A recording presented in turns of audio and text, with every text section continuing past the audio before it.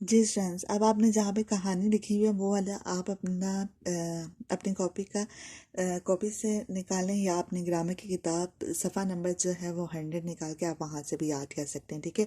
جہاں پہ کاپی پہ لکھا ہے وہاں سے یاد کریں۔ اگر آپ نے کاپیز پر جیسے کچھ اسٹوڈنٹس نے کام نہ کیا ہو تو وہ کاپیز پہ رف رجسٹر پہ پریکٹس کرنے کے بجائے وہ کاپیز پہ کام کر لیں، ٹھیک ہے؟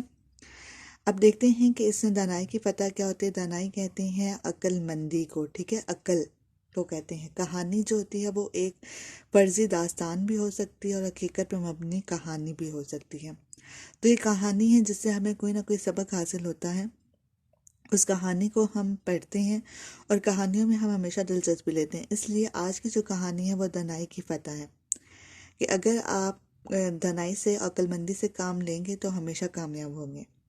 ایک غریب آدمی نے سفر پر جاتے وقت کسی سہوکار کہتے ہیں تاجر کو یا دکاندار کو، یا پھر جو ادھار دینے والا ہوتا ہے، تو ہم یہاں پہ سہوکار کسی تاجر بھی آپ لکھ سکتے ہیں۔